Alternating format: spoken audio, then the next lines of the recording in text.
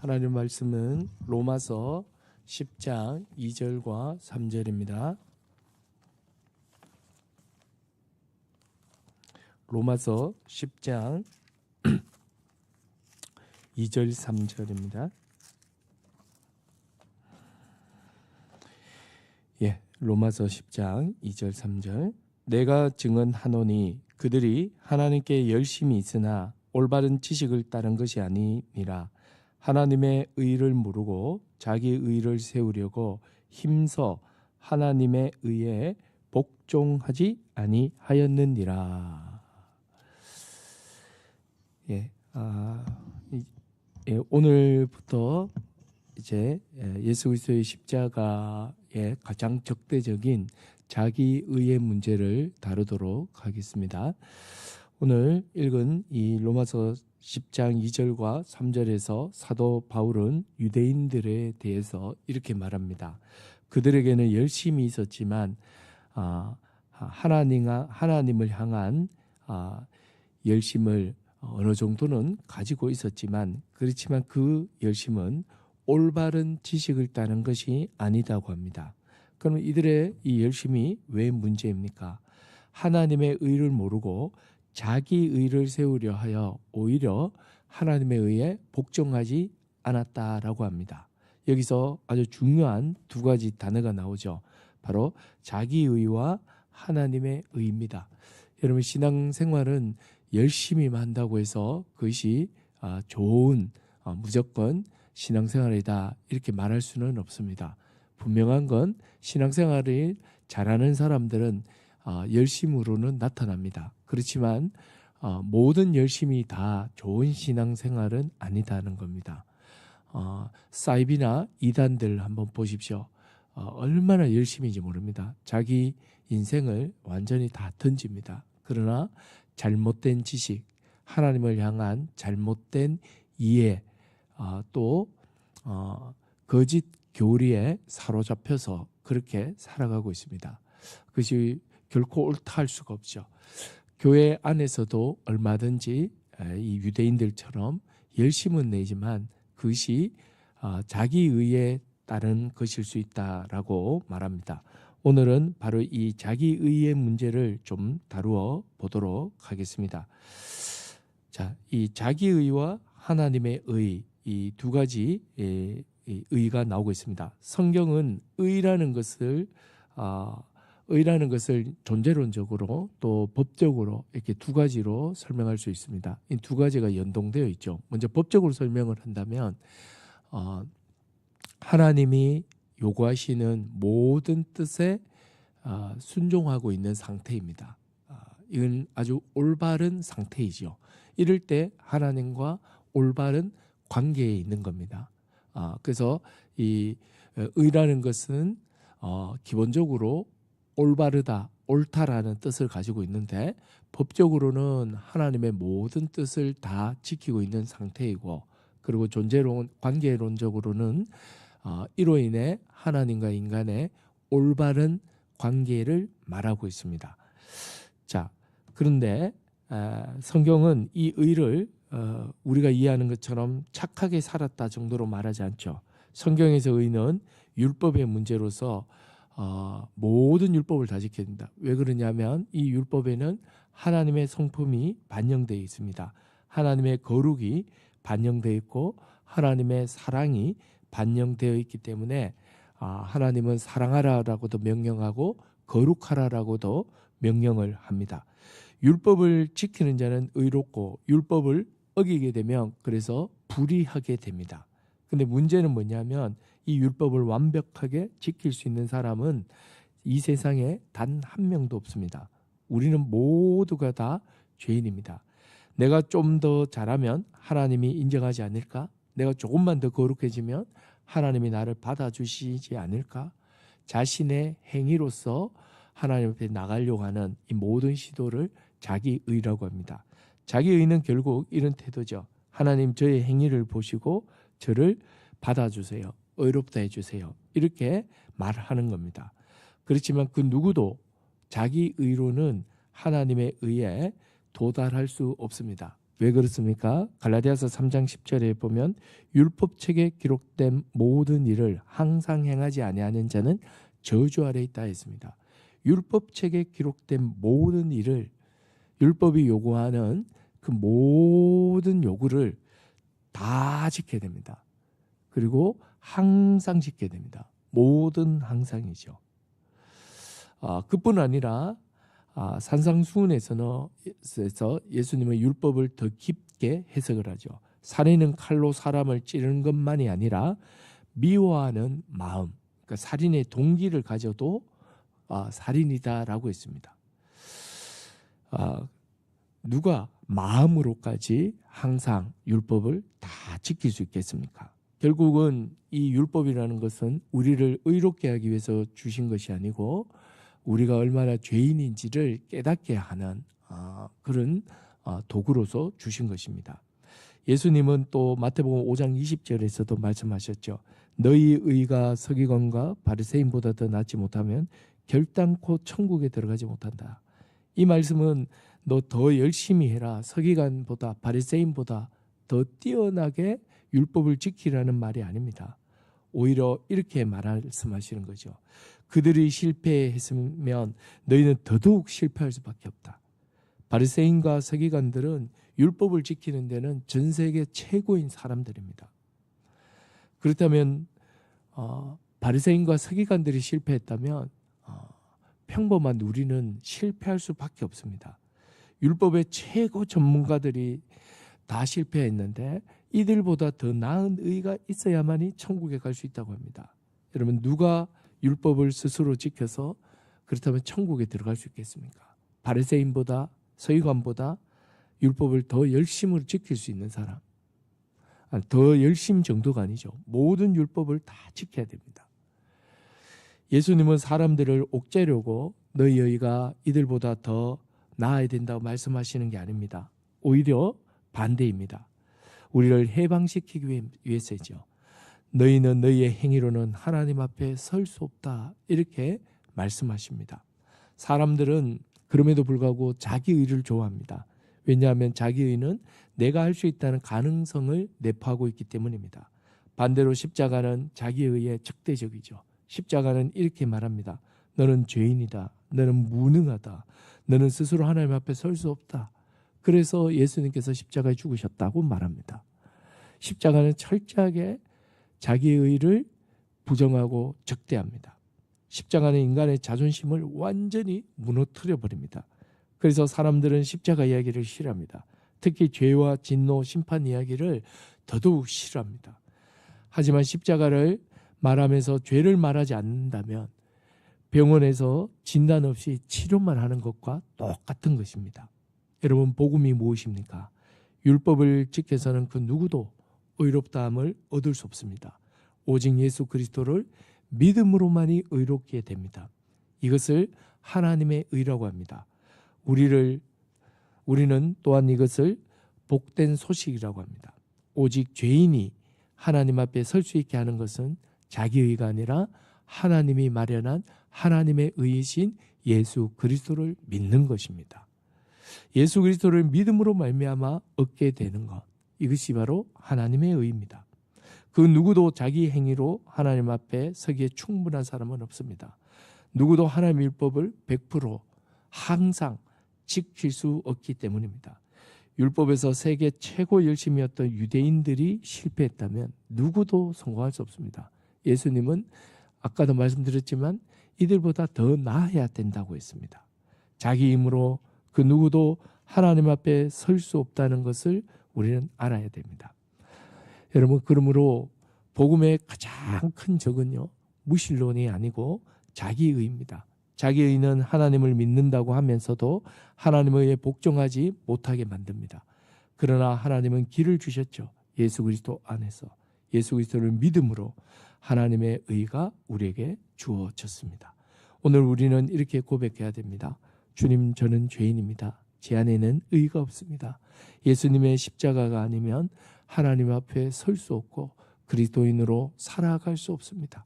하나님으로부터 오는 은혜가 아니고서는 잠시도 설 수 없습니다. 이 고백이 저와 여러분의 하루 종일 고백이 되어야 됩니다. 거룩하시고 의로우신 하나님 앞에 누가 설 수 있겠습니까? 오직 예수 그리스도를 믿음으로 말미암는 의를 가진 자만이 설 수가 있습니다. 기도하겠습니다. 하나님의 말씀을 로마서 6장 6절에서 7절입니다.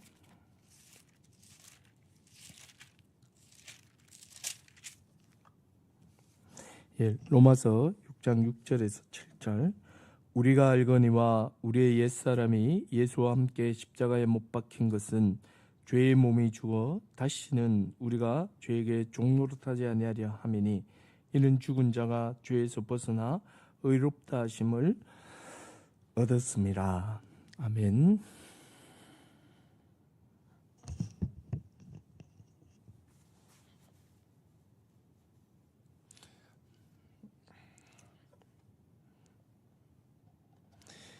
십자가를 떠올릴 때 우리는 보통 예수님이 못 박혀 있는 모습을 떠올립니다. 로마서 6장 6, 7절에서는 이렇게 말합니다. 우리 옛사람이 예수와 함께 십자가에 못 박혔다. 십자가에서 우리는 그리스도와 함께 달린 나 자신을 보게 됩니다.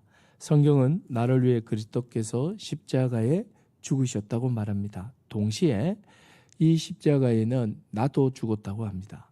십자가는 예수님이 죽으신 형틀이면서 동시에 내가 유죄 판결을 받고 사형 선고를 받아 죽은 나의 형틀이기도 합니다. 십자가를 보는 사람은 자기 자신이 어떤 존재인지 끊임없이 보게 됩니다. 사도 바울은 자기 자신을 이렇게 고백했습니다. 내가 전에는 비방자요, 박해자요, 폭행자였다. 사도 중에 또 지극히 작은 자였다.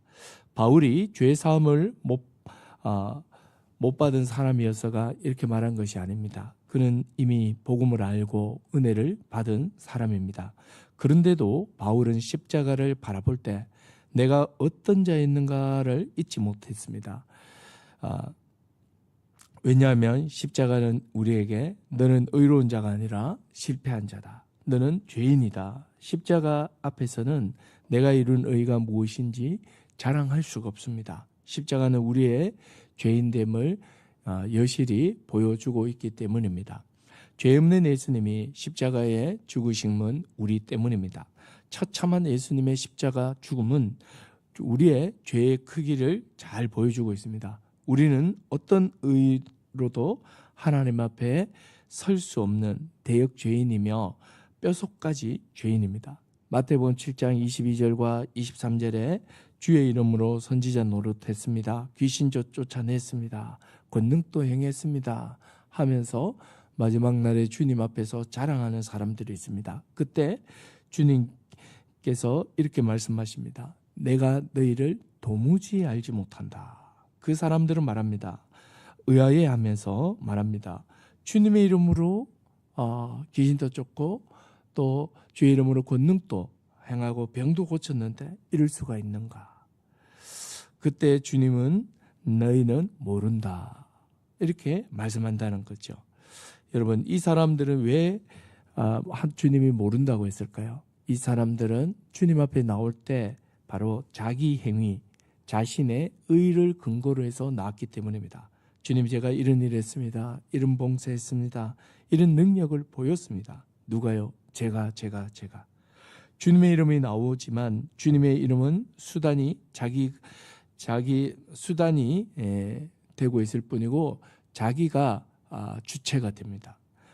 주님의 이름으로 내가 고쳤고 주님의 이름으로 내가 봉사했고 주님의 이름으로 내가 능력을 행했습니다. 이렇게 말한 겁니다. 주님 앞에 나오는 근거는 오직 예수 그리스도밖에 없습니다. 주요 죄인입니다.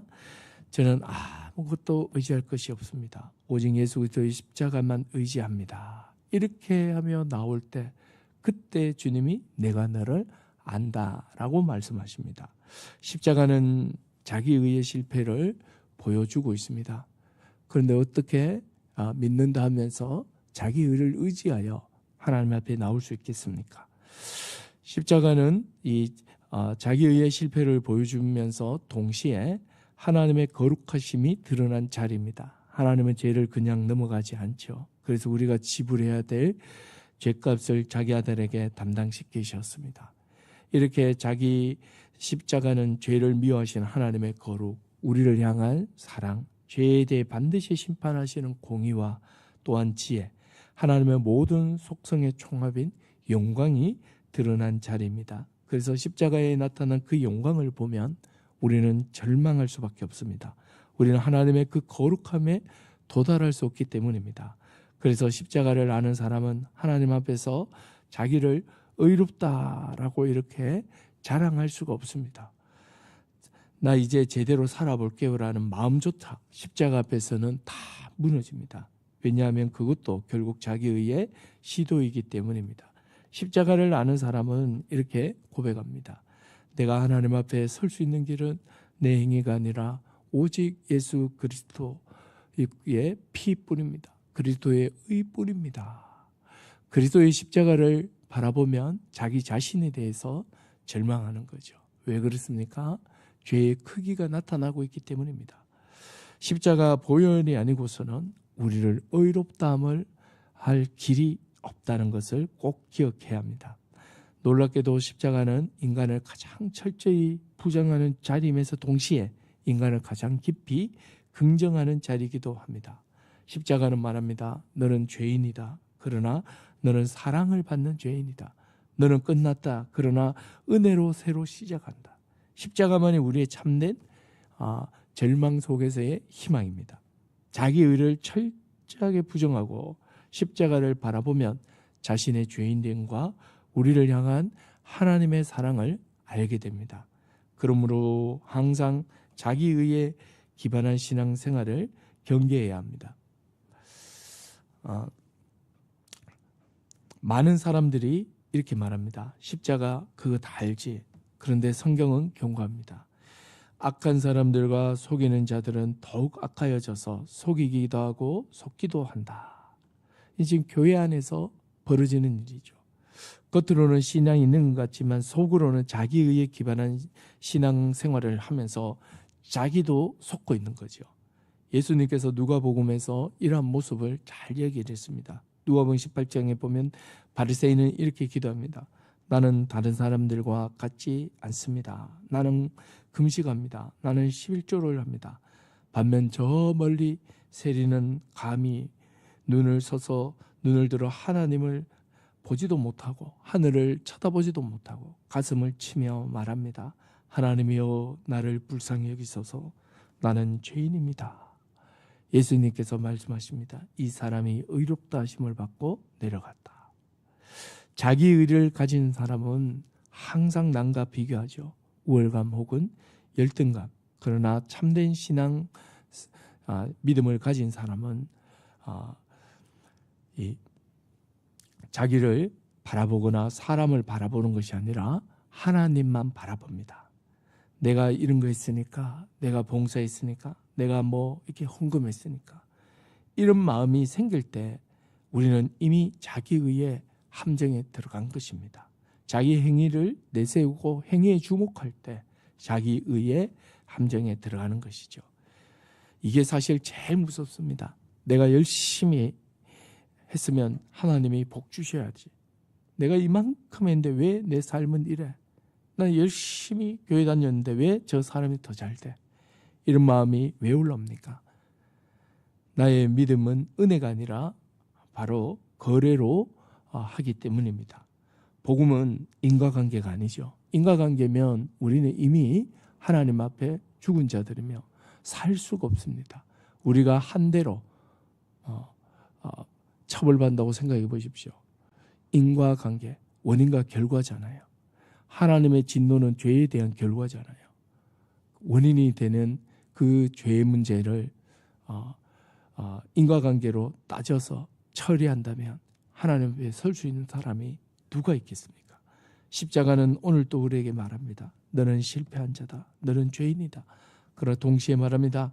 그러나 내가 너를 위해 죽었다. 너는 은혜로 산다. 너는 나의 피로 의롭다함을 얻었다. 그러므로 우리가 하나님께 나갈 때 마지막 붙잡을 고백은 딱 하나입니다. 주님, 죄인입니다. 저는 무익합니다. 오직 십자가만을 의지합니다. 그때 하나님께서 말씀하시죠. 내가 너를 안다.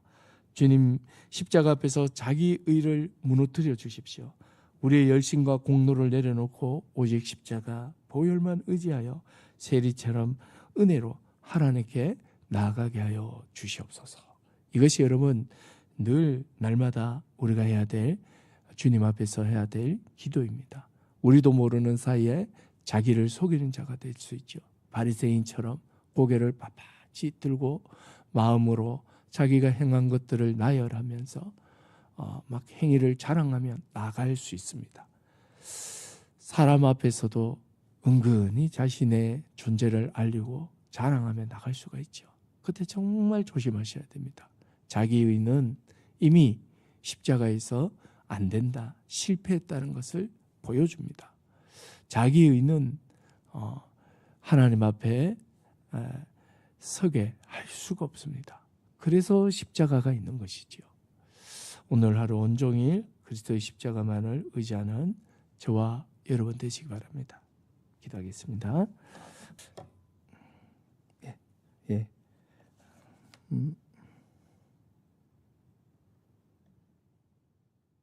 하나님 말씀 보겠습니다.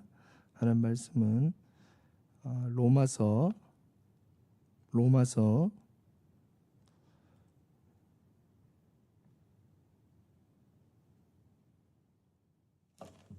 10장 5절 6절입니다. 10장 1절 2절입니다.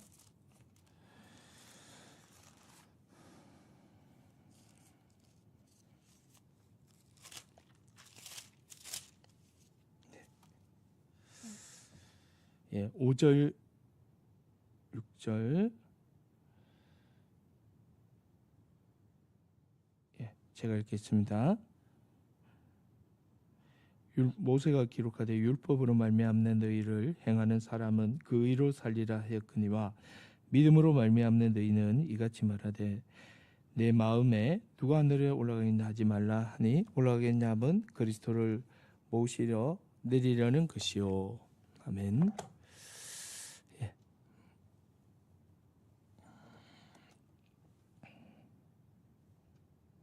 계속해서 예수 그리스도의 십자가의 자기 적대적인 자기 의에 대해서 말씀을 드리겠습니다. 십자가는 자기 의에 대하여 가장 적대적입니다. 자기 의는 십자가의 모든 은혜를 가리고 보지 못하게 합니다. 십자가는 자기 의의 실패를 여실히 보여주는 현장입니다. 자기 의에 기반한 신앙생활을 우리는 늘 경계해야 됩니다. 이 자기 의는 두 가지 방향으로 나타납니다. 첫 번째는 종교적 행위로 세속적 복을 보장받으려고 합니다. 예를 들면 하나님, 제가 예배를 잘 드렸으니까 복 주셔야 됩니다. 이렇게 아주 노골적으로 이런 공식을 가지고 대놓고 이렇게 예배 드리는 사람 잘 없을 겁니다. 그러나 마음속으로 은근히 이러한 바람이 있는 것이죠. 또 뭐 헌금했으니까 어떻게 해주세요. 기도했으니까 안 한 사람보다 나아야 된다. 뭐 이런 바람이 있는 것입니다. 신앙이 하나님을 사랑하는 것이 아니라 하나님을 움직여서 자기 인생을 조정하는 도구로 은근히 사용하는 거죠. 둘째, 이 종교적 행위로 신앙의 성장이나 신비한 체험을 얻으려는 겁니다. 첫 번째 게 조금 천박하다면 두 번째 거는 조금 더 고급스러운 거죠. 그러나 형식은 똑같죠. 첫 번째 거는 종교적 행위를 통해서 물질적 복을 구했다면 두 번째 것은 종교적 행위를 통해서 신앙 성장과 신비한 체험을 요구하는 겁니다.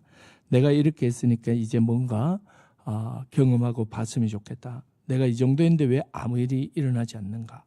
겉으로는 영적인 것 같지만 사실 뭐 중심은 다 똑같지요. 내가 있으니까 내가 뭔가 보상을 받아야 된다. 이것은 여러분 십자가를 모르는 신앙생활입니다. 이걸 우리는 자기의다라고 합니다. 이 자기의가 종교생활에 결합이 되었을 때는 주로 이런 두 가지 형태로 나타납니다. 그러면 이 자기의가 잘 자라는 토양이 있습니다. 역시 두 가지 토양이 있는데요.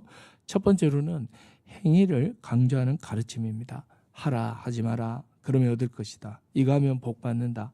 이걸 안 해서 지금 내 인생에 꼬인 거다. 성도는 이런 말을 들으면 묘하게 기분이 좋아집니다. 왜냐하면 내가 할 수 있을 것 같기 때문이죠.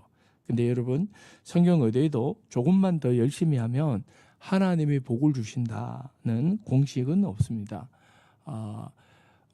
그렇게 보이는 구절은 몇 개는 있지만 전체적인 맥락으로 보면 하나님께서 거래적으로 너 이거 하면 이렇게 될 거야. 너 이거 안 하면 불행할 거야. 이렇게 대놓고 이렇게 근본적으로 이렇게 말씀하시지는 않습니다. 두 번째, 과도한 자아 성찰입니다. 결점, 부족함, 해야 할 일, 그것만 붙들고 자기 자신을 계속 파헤치는 겁니다. 이게 일종의 교만이죠. 완전하려는 교만입니다. 내가 이 정도밖에 못 사는 이유는 내가 준비가 안 됐기 때문이야. 하나님이 복 주고 싶어도 내가 부족해서 못 받아. 이러면서 그 원인을 자기 자신의 어떤 그 과도한 완전함에서 계속해서 찾으려고 합니다. 그러면서 이 사람들은 더 열심히 하려고 하죠. 근데 이상하게도 열심히 하면 할수록 불안은 더 깊어져 갑니다. 왜냐하면 자기 행위는 언제나 부족하기 때문입니다. 만족하는 사람은 아무도 없지요. 예. 그래서 이런 두 가지 그 토양 위에서 자기의가 자라가게 되는 것이죠. 그래서 일반 사람들은 종교적 행위에 많이 몰두를 합니다. 기도, 말씀, 선행, 내려놓기, 금식, 등등. 또 이러한 것들이 이제 교회 안으로도 들어와서 특히 내려놓기 이런 것들을 막 하면서 자기 자신의 어떤 완전함 또 결함 없는 그런 모습들을 막 추구해 가는 그런 모습을 우리는 보게 됩니다. 그래서 신앙생활이라는 것이 몇 가지 종교 행위로 축소해 놓고 공식화해 놓고 이렇게 하면 복을 받아야 된다. 이렇게 하면 잘 될 거다. 이렇게 생각을 하죠. 하루 1시간 기도하면 역사가 일어난다. 전도 몇 명을 하면 어떻게 저떻게 된다. 헌금을 하면 하나님께서 이렇게 저렇게 결국은 채워주신다. 이런 식의 공식들이 마음속에 자리 잡히는 겁니다. 행위의 탐욕이 붙은 종교가 됩니다. 그리고 결국 이런 악순환이 생기죠. 희망하고 실천합니다. 그런데 좌절하게 되고 원망하게 되죠. 열심히 했는데 왜 안 돼요? 하나님 왜 나를 안 도와주세요? 그때부터 신앙은 기쁨이 아니라 깝깝함이 되고 자유가 없어지고 피곤하게 되고 숨이 막히게 됩니다. 이 자기의에 기반한 이 신앙생활을 정말 철저히 경계해야 됩니다. 자기의의 결과는 너무 무섭습니다. 반드시 나타나는 열매들이 있죠. 첫 번째, 불안하고 두렵습니다. 내가 하나님 앞에 괜찮은 사람인가? 끊임없이 자기 행위로 나가니까 거룩하시고 완전하신 하나님 앞에 자기 결함이 보일 수밖에 없죠. 두 번째, 낙심하거나 위선에 빠집니다. 낙심하면 나는 별 볼 일 없다가 되고 위선에 빠지면 자기가 되게 괜찮은 사람처럼 이렇게 교만해집니다. 마치 냉탕과 열탕을 오가듯이 교만과 이 우울에 열등감에 교만과 열등감을 왔다 갔다 하는 것이죠. 세 번째, 다른 사람 비판을 정죄합니다. 나는 이렇게 저렇게 하는데 왜 너는 안 하느냐는 식의 비교가 있습니다. 결정적으로 탐욕에서 벗어나지를 못합니다. 내가 한 만큼 하나님 주셔야 된다는 생각을 하고 있기 때문에, 그리고 복이 안 오면 더 무서운 방향으로 갑니다. 내가 진심이 부족했나? 더 해야 하나? 그러면서 더 자기를 채찍질하고 더 행위를 붙잡으면서 아까 말씀드린 것처럼 불안은 깊어지고 낙심과 위선에 빠지고 비판과 정죄하게 돼 있죠. 또한 이러한 이 자기의에 기반한 신앙생활은요, 무엇보다도 하나님에 대한 잘못된 지식에 빠지죠. 하나님의 거룩, 진노, 하나님의 사랑을 잃어버립니다. 하나님이 너무 작아 보이죠. 십자가가 너무 작아 보입니다. 복음이 너무 단순화시켜버리죠. 그래서 여러분, 결론은 무엇입니까? 바울은 갈라디아서 5장에서 이렇게 말합니다. 너희가 율법으로 의롭다함을 얻으려 하는 자들은 그리스도에게서 끊어지고 은혜에서 어떻게 된다? 떨어진다. 은혜에서 떨어진다. 교회를 다니는데도, 예배를 드리는데도, 기도를 하는데도 은혜가 없는 것입니다. 이게 가장 무서운 저주와 똑같은 것이죠. 여러분, 은혜라는 것은 이렇게 공짜로 얻는 거잖아요. 은혜라는 것은 부족함이 없는 것이고, 은혜는 결핍이 채워지는 경험입니다. 여러분, 그리스도를 통하지 않고서는 우리가 하나님 앞에 그 누구도 당당히 설 수가 없고, 그리스도를 통하지 않고서는 하나님이 주시는 호의를 누릴 길이 없습니다. 우리의 몇 가지 종교적 신념에 따른 행위가 하나님 앞에서 받아들여지겠습니까? 오직 예수 그리스도를 의지하는 이 은혜, 자기의 의가 아니라 예수 그리스도의 의를 붙들고 가는 것만이 신앙의 가장 풍성함임을 잊지 않으시기를 바랍니다. 기도하겠습니다. 예, 하나님 말씀 보겠습니다. 하나님 말씀은 로마서입니다. 로마서 5장 12절에서 13절 보도록 하겠습니다. 예, 오늘과 내일 모레 3일 동안 로마서 5장 12절에서 21절까지 말씀인데, 오늘은 14절까지 읽겠습니다. 그러므로 한 사람으로 말미암아 죄가 세상에 들어오고 죄로 말미암아 사망이 들어왔나니 이와 같이 모든 사람이 죄를 지었으므로 사망이 모든 사람에게 이르렀느니라. 죄가 율법이 있기 전에도 세상에 있었으나 율법이 없었을 때는 죄를 죄로 여기지 아니하였느니라.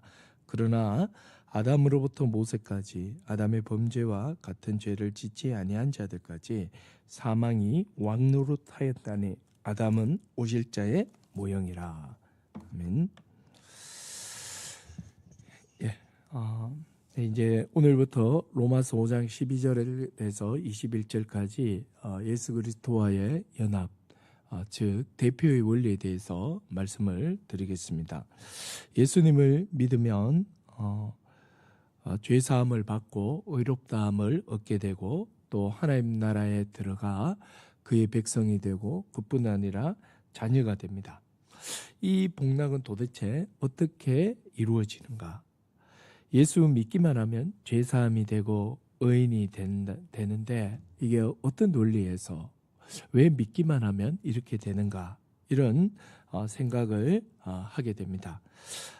그래서 성경에 명확하게 여기에 대한 대답이 있는데도 불구하고 성경을 통해 확인하지 않게 되면 선택이냐, 예정이다, 의지냐, 또 하나님의 의지냐, 내 의지냐 등등 많은 논란에 빠집니다.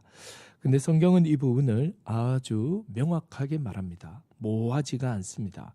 성경이 말하고자 하는 영역에서는 하나님께서 결코 흐릿하게 말하지 않습니다. 성경은 분명히 틀림없이 우리에게 일어난 일들을 뚜렷이 말합니다. 성경을 모르면 대답이 아주 모호해집니다. 구원받았다고 하는데 무엇으로 구원받았지?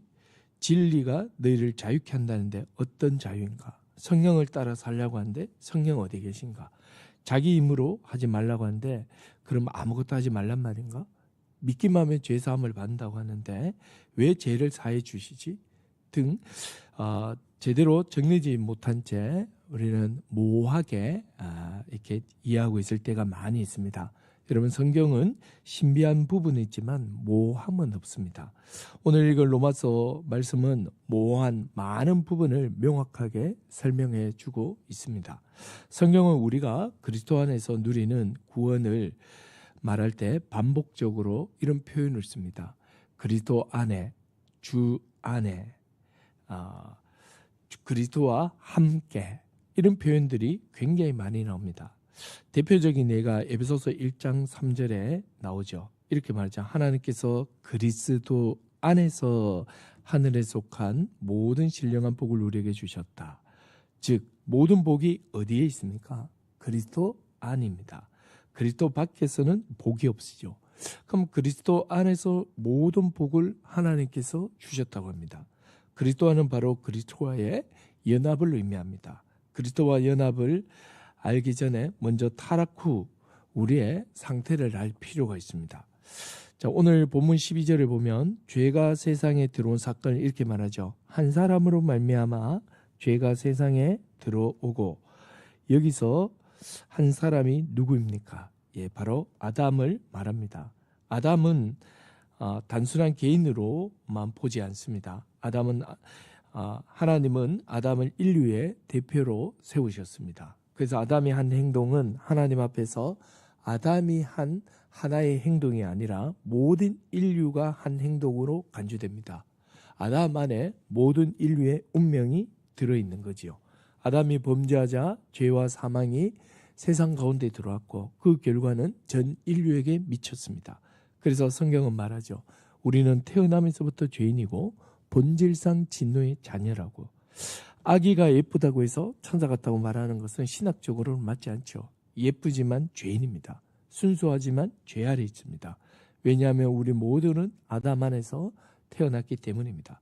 그래서 사람은 가르치지 않아도 죄를 짓는 습성이 있죠. 가르치지 않아도 이기적입니다. 가르치지 않아도 자기 중심적입니다. 성경은 이것을 죄의 결과 또 원죄의 모습이라고 말합니다. 그런데 하나님을 알지 못하고 무신론자들은 겁없이 진화론을 받들은 사람들은 이것은 진화를 하기 위한, 이것은 극히 정상적인 행동, 생존 본능이다라고 말을 합니다. 절대 그렇지 않죠. 이것은 윤리적이며 신학적이며 또 우리가 인간학적으로 바라봐야 됩니다. 이게 교육의 문제 이전에 이런 부분들은 타락한 본성의 문제입니다. 우리 모두는 아담 안에서 지음 받았음을 받았고 또 아담 안에서 타락했습니다. 14절에 보면 아담은 오실 자의 모형이다. 이 말씀이 오늘의 핵심입니다. 아담은 오실 자의 모형. 무슨 뜻입니까? 아담은 단순히 인류의 첫 사람일 뿐 아니라 장차 오실 예수 그리스도를 보여주는 그림자라는 사실입니다. 여기서 우리는 복음의 놀라운 구조를 보게 됩니다. 하나님은 처음부터 인류를 대표의 원리로 다루셨습니다. 하나님의 인류를 다루는 방식입니다. 하나님께서는 첫 인류의 대표로 아담을 세우셨습니다. 아담의 성공이 이후에 나타날 인류의 성공이고, 아담의 실패가 인류의 실패입니다. 혹자는 너무 억울하다. 내가 죄를 짓지 않았는데 아담이 죄를 지음으로 나도 죄인이 되었다고 말할 수 있느냐. 또 온 인류의 운명을 어떻게 한 사람에게 맡기는가. 이렇게 의문을 달 수 있습니다. 그러나 여러분, 성경을 조금만 자세히 보면 아담은 죄를 짓기 힘든 환경이었죠. 모든 먹을 것이 있었고 하나님의 임재가 있었고 또 따먹지 말라는 명령을 주셨습니다. 그리고 또 그 선악과 나무를 동산 중앙에 두심으로 어디에서나 하나님의 뜻을 명확히 알 수 있게 하셨습니다. 완전한 자유와 풍요로운 에덴 땅에서 선악을 알게 하는 나무 열매를 먹을 이유가 없었습니다. 아담이 선악과를 따먹었습니다. 왜 따먹었습니까? 바로 하나님과 같이 되고자 하는 선택을 했기 때문입니다. 여러분, 아담 안에 있는 그 누구도, 아담이 먹었다면 아담 안에 있는 그 누구도 안 먹고는 못 베겼을 겁니다. 자, 아담 이후 모든 인류는 죄인의 길을 따라갔습니다. 아담 안에서 모든 인류가 무너졌듯이 이제 하나님은 또 한 사람을 세우셔서 그 안에서 인류를 다시 일으켜 세우십니다. 그분이 누구십니까? 바로 둘째 아담이신 우리 주 예수 그리스도이십니다. 예수님은 첫사람 아담이 실패한 그 시험을 회복시키기 위해 둘째 아담, 새로운 인류의 대표로 이 땅에 오셨습니다. 하나님의 아들이신 예수님은 우리와 똑같은 몸과 피로 이루어진 육체로 이 땅에 오셨습니다. 성경은 예수님을 둘째 아담, 즉 새로운 인류의 대표로 소개합니다. 그래서 성육신이 아주 중요한 것이죠. 예수님은 반드시 인간이 되셔야 됩니다. 인류의 대표는 인간만이 될 수 있기 때문입니다. 그리고 동정녀 수태가 너무나도 중요하죠. 예수님이 죄 없이 오셔야 새로운 대표가 될 수 있기 때문입니다. 예수님은 우리와 똑같이 여인의 몸에서 10개월 동안 자라셨고 똑같이 태어나셨습니다. 성경은 예수님을 철저하게 인간으로 묘사합니다. 왜냐하면 예수님은 둘째 아담으로서 인류를 대표하기 위해 이 땅에 오셨기 때문입니다. 로마서 5장 18, 19절을 보면 이렇게 말하죠. 한 사람의 범죄로 많은 사람이 정죄에 이르고 한 사람의 순종으로 많은 사람이 의인이 된다. 여기서 핵심은 우리의 운명은 내가 뭘 했느냐만으로 결정되지 않는 거죠. 내가 누구 안에 있느냐로 결정됩니다. 하나님께서는 이 복음의 구조에 있어서 하나님께서는 이렇게 두 인류를 다루신다고 했습니다. 하나는 아담 안에 있는 인류, 또 하나는 둘째 아담이신 예수 그리스도 안에 있는 인류입니다. 아담 안에 있는 인류는 정죄, 죄, 사망입니다. 그러나 예수 그리스도 안에 있는 인류는 의롭다 하심과 생명과 은혜를 얻습니다. 그래서 복음은 예수님과 연합함으로 그리스도의 모든 것이 내 것이 된다는 선언입니다. 우리는 여전히 죄를 짓죠. 연약하죠. 넘어집니다. 근데 예수 그리스도와 연합하면 하나님은 더 이상 나를 내 행위로 평가하지 않습니다. 왜냐하면 나에게 대표가 생겼기 때문입니다. 그리스도께서 나의 대표가 되십니다. 그리스도께서 이루신 순종이 내 순종이 되고 그리스도께서 받으신 형벌이 내가 죄에 대하여 받은 형벌이 됩니다. 그리스도의 부활이 곧 나의 부활이 되고 그리스도가 이루신 의가 나의 의가 됩니다. 그리스도께서 받으신 하나님부터 인정이 나의 인정이 됩니다. 그리스도의 거룩이 나의 거룩이 됩니다. 그리스도의 지위와 신분이 나의 지위와 신분이 됩니다. 이것이 바로 그리스도와의 연합입니다. 그래서 우리는 이렇게 고백하죠. 예수님의 공로로 다 이루었다. 이것은 단지 감정적 고백이 아니라 하나님의 놀라운 구원의 섭리입니다. 지금 나는 누구와 연합되어 있습니까? 성경 우리에게 두 길이 있다고 말하죠. 아담과 연합하는 길과 그리스도와 연합하는 길입니다. 이 연합은 영원까지 영향력을 미치는 너무나도 중요합니다. 영원한 운명이 결정되기 때문입니다. 아담과 연합된 길에는 죄와 정죄와 사망, 본질상 진노의 자녀입니다. 그러나 예수 그리스도와 연합된 길은 은혜와 칭의와 생명, 하나님의 자녀가 되죠. 하나님의 자녀, 하나님 나라의 백성. 그러므로 복음은 착하게 살아서 천국 가는 것이 아니라 예수 그리스도의 십자가 복음은 누구 안에 있느냐입니다. 바로 예수 그리스도 안에, 예수 그리스도와 연합하는 것. 이것이 바로 복음이라는 사실입니다.